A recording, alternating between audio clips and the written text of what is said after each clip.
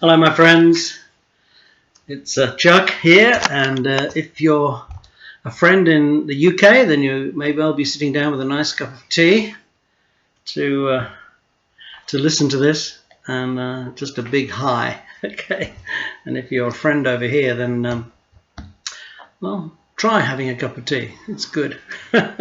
Hot tea with some milk in it. Somebody asked me something the other day which made me think. They said, doesn't anything bad ever happen to you?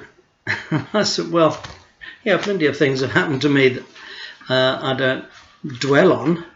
It's life, isn't it? I mean, I've been through a divorce years ago, and you know, when I was in Kenya, I think I was telling you about the angel story, and while I was there, I contracted malaria. I was taking all my quinine pills and what have you, and took them 6 weeks before I left, and it's a most extraordinary experience having malaria. And they say that the worst thing you can hear is the sound of a mosquito inside your mosquito net. And that's what happened. One night I went to bed. I was sharing a room with a missionary I was working with, and sure enough, I said, oh my gosh, I can hear a mosquito in the net inside. And sometimes it's difficult to work out where they are quite, because the net can hang fairly close to your ears, you know. But yeah, I contracted malaria. I think I lost 12 pounds in about 5 days, something like that. And it actually is a weird experience, because although you are having a temperature, it makes you feel cold. So when people are mopping your brow with wet, cold water, you're actually fighting them off because you feel cold, and it just makes you feel colder. But as a blessing, my missionary friend was able to go around to a pharmacist in this city where we were in Kenya, and they gave him some, I think about 5 great big tablets. It was a new thing, because you know malaria strains vary a lot. You know, they just vary. Sounds familiar, doesn't it, with what we're going through now? But they can just transform, and then they're not as immune to, I mean, they're not as vulnerable to the medications that they were, you know. So you have to ramp it up a bit. So I did take these things, and eventually I recovered. But that was an interesting experience, I can tell you. And all I know was that when I got home, somebody said to me, oh, you look like a cadaver.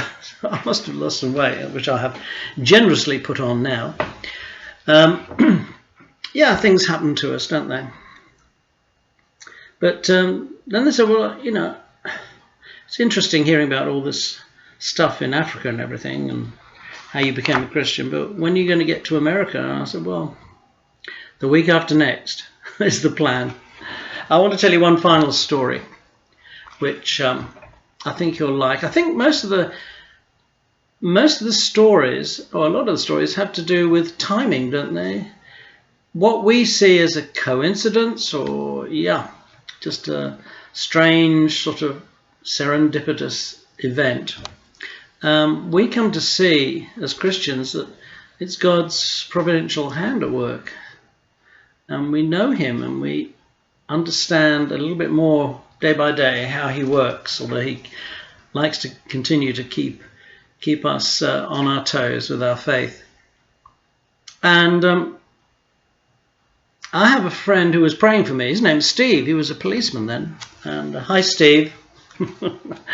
And I know he listens to these YouTubes when he gets time, because he's retired now and doing something else. But he was praying for me while I was in Kenya. So he was what we call my prayer partner. And I was in the market of this city one day before I came back, and I noticed some really brightly coloured African-style shirts, amazing patterns. And I just thought, oh, I think Steve would love one of those, you know. He'd stand out in the crowd. So I bought him one, and I thought, yeah, I think he'll really like that. And so I packed it in my suitcase, and you know, when it was time to return to England, I thought, well, I'll make that a priority. As soon as I get home, I'll go around and see him and just share some of the stuff, and maybe we'll have a cup of tea. And I must tell you one thing, though, on the plane home, isn't it amazing? We're to tell people about Jesus. I mean, that's our primary reason for being, isn't it? To enjoy God and to be his witnesses, just to share his love and joy. And I got on the plane, and we were sitting at Nairobi airport waiting for the plane to begin to move, and the announcement came out over the intercom and said there'd just be a short delay. This is a British Airways flight, because we have to spray the plane in case there is any insect manifestation. You know, we don't want to take anything back to the UK. So I thought, interesting, you know, just to tell you how stupid I am. So I was a bit tired. So I was looking out of the window wondering how they were going to spray the plane. And I imagined they had a great big gantry or something that sort of rolled along the outside of the plane, spraying it. And I was looking around, I couldn't see anything. And the next thing I knew, 2 stewardesses walked up the aisle with aerosol cans just spraying over us, you know. And of course they weren't going to spray the outside of the plane, they were going to spray the inside of the plane. But there you go. Oh, Lord have mercy. But here's the interesting thing, a little thing. On the flight, the plane had a lot of Sikhs on it, you know, the people who wear the turbans. And I've always found them to be really lovely people, very hospitable, very inviting, and, you know, really nice people. And there seemed to be a lot on the plane, and there are quite a lot of Indians in Kenya, and they run a lot of the businesses. And so we're flying along, and the movie came on. It was Driving Miss Daisy. And there's one part, and I was looking at all these turbans. I mean, you could see them all the way down the plane. It was like there weren't many Europeans on there on that particular flight. And I said, Lord, how would you reach all these people with your beautiful gospel? How could I reach them? And you know, in Psalm 46 verse 10, God himself says, you know, be still and know that I'm God. I will be exalted among the nations. It's like he's sort of saying, I'm going to make sure that I'm exalted among the nations. You know, you may be part of that, hopefully, but I'm going to see to it that I'm going to be exalted. And as the movie went on, there was a scene where the black housemaid, I think, no, the cook, isn't she? She passes away, and it's all about, a lot of it's about aging, you know. And she passes away, and we're taken to her funeral, and the Jewish lady who owns the big house goes to her funeral. And in many ways, they have a lot in common, the Jewish people in that community and the black community. They're both a bit out on the edge of things, you know, in some ways. Anyway, they sing, and I'm thinking about, Lord, how would you reach all these people? And you know, over the movie, everybody seemed to have, it was a screen in those days. I had screens every so often. And in this funeral service, somebody started to sing most beautifully, as only African Americans can sing, you know. Really beautiful. And she was singing What a Friend We Have in Jesus. And it echoed, it just filled the plane. I mean, I think they probably sang it for a few minutes, you know. And I looked up, and I looked along the plane. I was sitting towards the back, and every head was looking up, because it was all about Jesus, and his name was just filling this plane. And I don't know whether I'm right to say this, but I just felt the Lord say to me, oh, I have ways of getting myself noticed, you know. And I thought that was the most marvellous moment, because I couldn't imagine how Jesus could show himself to them or remind them about him. But there he was, and they were singing about him, and everybody was looking at the screen and listening to this lovely old song, what a friend we have in Jesus. Yeah. Anyway, the rest of the flight was fairly uneventful, I think. And I got back home and I'm unpacking my suitcase. And as I'm unpacking, I can't wait to give Steve his shirt, so I've got it in a bag and put it on one side. And I'm unpacking and I hear myself say these words: Lord, if you want me to study in America, you better buy me a brand new study Bible. And I stopped. I thought, whoa, why did I say that? Why did that come out of my mouth? And, God can sometimes pray through us. The Spirit just prays and gives us our prayers because He's working in us. And I think that was one of those moments. So I thought, well, that's the strangest thing I've ever heard. I know I'd been to the States 3 times.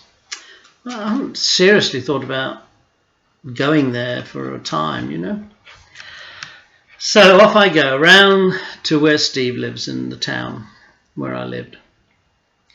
And I knock on the door and he comes to the door and I said, Steve, I'm back. He went, oh, hey, mate. Great, come on in. He said, just a minute. And he ran up. I said, I got you something. I brought this for you. And before he opened it, he said, just a minute, mate. And he ran upstairs and came down with like a box, and he said, oh, the Lord told me to buy this for you. I think it was like a week before or something. And you can understand what's coming, can't you?